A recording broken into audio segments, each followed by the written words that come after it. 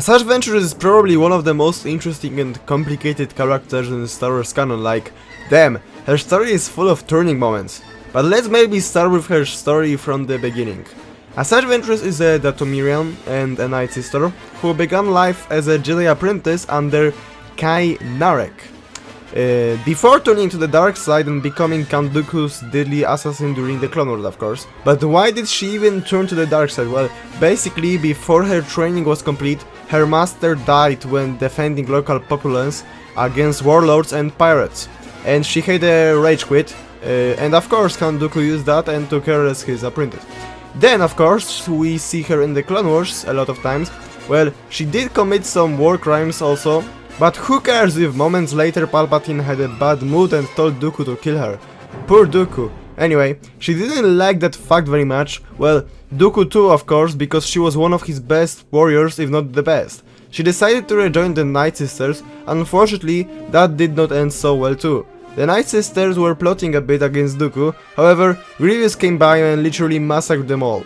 Ventress was deeply hurt by the loss of her newfound family, and so took to wandering to the galaxy in search of purpose, and decided to become a bounty hunter. She had some unexpected alliances, like one with Obi-Wan Kenobi or Ahsoka, and when the Jedi Order sent Jedi Master Quinlan Vos on a secret mission to assassinate Dooku, Ventress worked with Vos and taught him about her former master and about the dark side of the Force. Ventress and Vos fell in love while preparing for their attempt, but it failed as well. In the Wikipedia we read something that we did not see on screen. Under Dooku's torture and grounding, the Jedi Master fell decisively to the dark side as he developed hatred for Ventress' slaying of his own Jedi Master earlier, in the war, and he became known as the Separatist Admiral Enigma.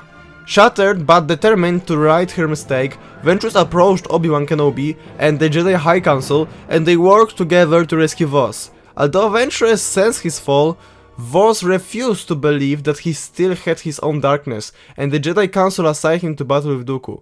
Ventress joined Vos, and though the Jedi realized that he indeed was giving himself fully to the dark side, Ventress was unwilling to part with her lover, despite being taken by surprise that Vos was working closely with Dooku.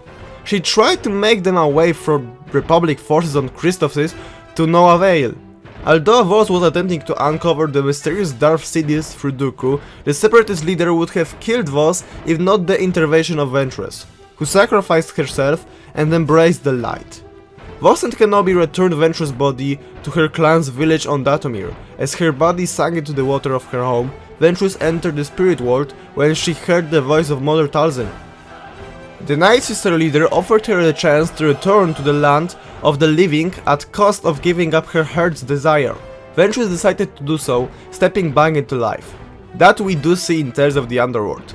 Then, she resumed bounty hunting, and we see her meet Omega, in the Bad Batch of course, and she even wanted to take her as an apprentice. Of course they didn't let her. Eventually, she gave up the profession in favor of quiet life as a security guard. However, upon meeting the young Jedi Laiko, she assisted him in escaping Imperial stormtroopers and an Inquisitor before embarking on several other missions together. And here is the ending of Tales of the Underworld. So yeah, her story is quite complicated, would you say? And I ain't gonna lie, I hope to see her more, and really I am wondering how the story continues and fits with the Rebellion era. Asajj Ventress is an underrated character as hell. Like, this character development, redemption arc and everything, that's a great character. And for example, here a redemptive arc, even so complex, worked and makes some sense, while when we look on Boba Fett for example, like another proof that animation is better or at least smarter than the live action Star Wars. Although there is one missed opportunity, discussions frequently highlight the regret that her story wasn't adapted fully into the Clone Wars, including her bond with Vos. Still, Ventress is just amazing. Subscribe.